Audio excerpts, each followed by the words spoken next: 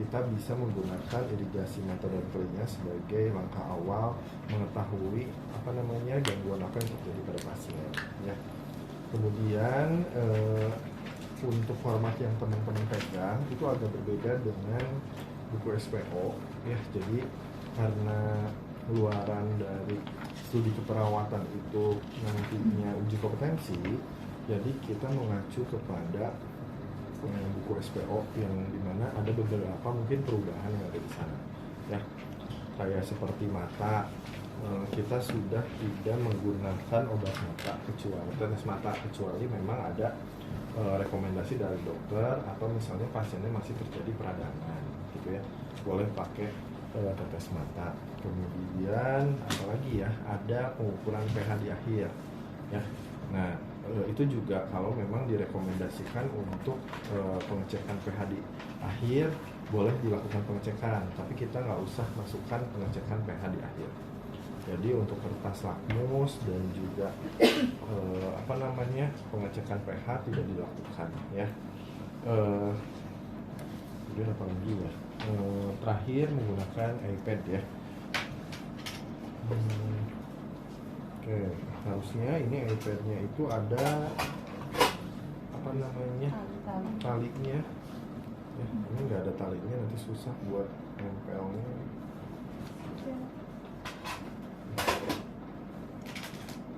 Oke.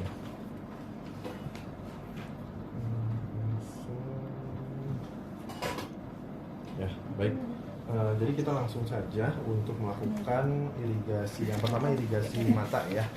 Irigasi mata di mana kita membersihkan, ya, ataupun melakukan perawatan pada mata yang mengalami gangguan, ya, atau misalnya untuk mengeluarkan kotoran yang ada pada mata, ya.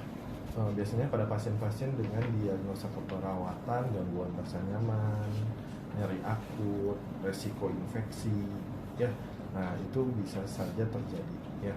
Kemudian yang kedua, ada indikasi dan juga kontraindikasi kita melakukan irigasi mata. Kapan kita melakukan irigasi mata? Indikasinya pada pasien-pasien yang seperti apa aja? Kalau ada benda asing. Benda asing, misalnya ada nyamuk, ada batu, ada pasir, kita bisa lakukan irigasi. Terus apa lagi? Selain benda asing, kapan kita melakukan irigasi mata? Sebelum prosedur operasi, ya. Pasien-pasien yang mau dilakukan operasi mata itu harus dibersihkan dulu, ya. Kemudian misalnya pada pasien-pasien yang terjadi pendarahan, ya.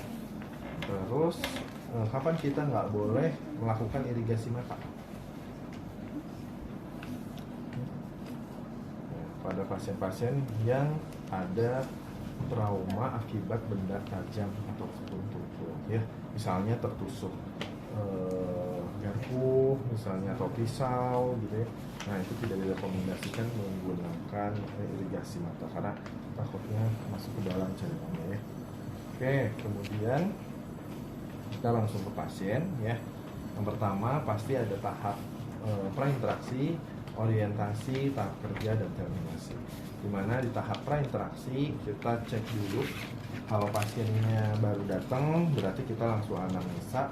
Tapi kalau misalnya pasiennya sudah beberapa kali, berarti kita bisa lihat dulu rekam medik dari pasien. Betul nggak pasien A kemudian keluhannya ada misalnya ada benda asing di mata, kemudian matanya kemerahan, kita lihat dulu. Pastikan tidak ada kontraindikasi pada pasien. Kemudian baru kita cek alat. Cek alat, pastikan alat yang lengkap, kemudian kita ke pasien untuk tahapan orientasi, ya. Assalamualaikum Bapak. Bapak namanya siapa? Umurnya berapa? Samakan dengan gelang pasien untuk validasi, ya. Kemudian setelah itu kita ke pasien jelaskan, Bapak, nama saya Alvin, saya merupakan perawat dari INSA. Bapak gimana sekarang keluhannya? Ya, keluhan saya ada di mata. Gimana memang matanya, kita kaji aja dulu matanya seperti apa, ya. Nah, kemudian Bapak, tujuan saya ke sini, rencana saya akan melakukan perawatan pada mata. Ya, jangan Kadang-kadang kalau kita bilang irigasi pada mata, mau diapain nih irigasi? Kaget ya. Perawatan pada mata, nanti saya akan coba membersihkan mata Bapak yang sakit kan yang di sebelah kiri. Saya akan coba bersihkan menggunakan air steril ya Pak ya. Nah mudah-mudahan nanti kotoran-kotoran yang ada di mata bisa terbawa oleh air untuk keluar, misalnya seperti itu. Gimana Bapak bersedia? Ya bersedia, keluarga tanya dulu ya bersedia, paham dengan apa yang saya jelaskan, ada pertanyaan, paham misalnya seperti itu. Berarti setelah itu baru kita tutup tirai, pastikan cahayanya presentatif ya.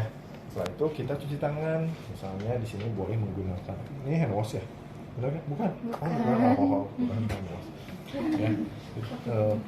Boleh menggunakan hand wash, jadi teman-teman nanti pada saat ujian bawa hand wash ataupun langsung cuci tangan ya. Nah setelah itu teman-teman langsung menggunakan sarung tangan ya. Nah, ini kita gunakan sarung tangan